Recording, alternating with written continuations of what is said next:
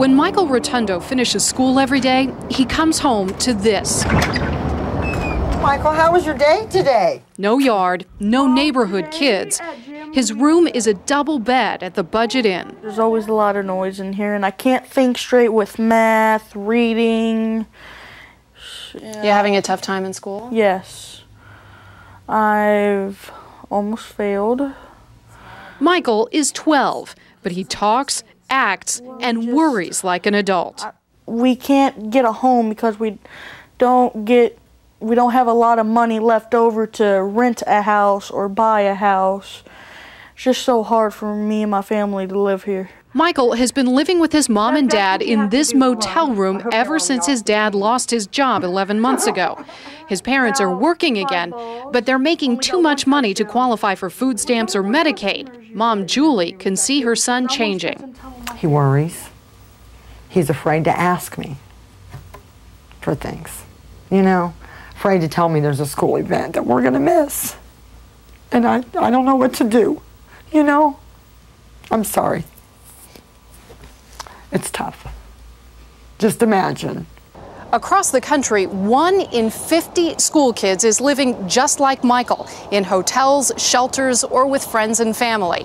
And their numbers are growing fast. Although it's difficult to get exact figures, nationwide, schools reported an 18% jump in homeless kids in the 2007-2008 school year. School districts in California and Florida report an even bigger increase this year. Many kids lost more than just their homes. And I have like no clothes anymore because I lost them all. So basically I wear whatever I can find that I fit. Because basically what I'm wearing right now is my grandpa's shirt and my grandma's pants. That's Brianna Martin, one of the hundreds of school children who land in the office of Beth Davalos. We have families that were making $200,000 a year. Davalos runs the Family in Transition program for Seminole County schools in Florida. Homelessness affects a child emotionally, socially, physically, developmentally. Davalos makes sure the kids stay in the same school no matter where they're living and helps their parents find a more permanent home. And every once in a while, one of her families gets lucky. The Dillon kids lived next door to the Rotundo family in the same motel with their mom, Amy, for more than 2 years. There you go. What do you say? 8-year-old Martin is autistic and had trouble with the lack of space. Last December, a donor heard about the Dillon family through Davalos' program and came forward with a check for $1,080. Enough to cover a deposit for a house and utilities. I've seen a world of difference in my kids. I mean, maybe not, you know, anything substantial that would matter to anybody else, but I've seen a change. What is that? Bus! Bus what? What number? Bus 236. Amy hopes to get back to work now that her family is stable. Across town, the Wigas are getting used to having dinner as a family again. It's a recession dinner. Rich Wiga was making a 6-figure salary building houses, but when the market crashed, the money disappeared. The father of 3 lost his home to foreclosure, then to a bulldozer.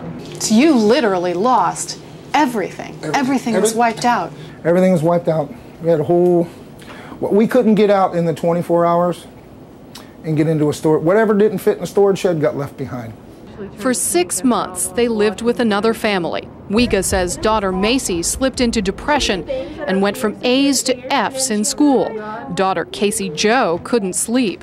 This is much better than what you had a month ago, right? Better than what we had a month ago, big time, because I had to sleep on a couch, which wasn't that. Actually, I had to sleep on a love seat. Lord Jesus, thank you for this food we're about to eat. Today, with the help of Davalos, they're in an apartment, saving to buy a home.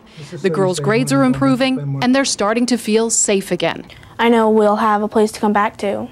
Like, if we go somewhere, we have a place to come home.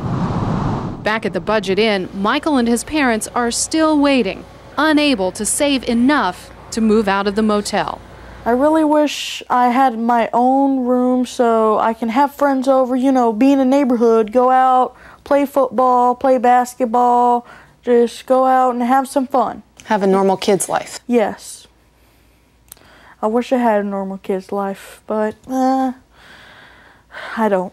And it's getting harder for him to imagine a day when he will. Kelly Cobiella, CBS News, Sanford, Florida.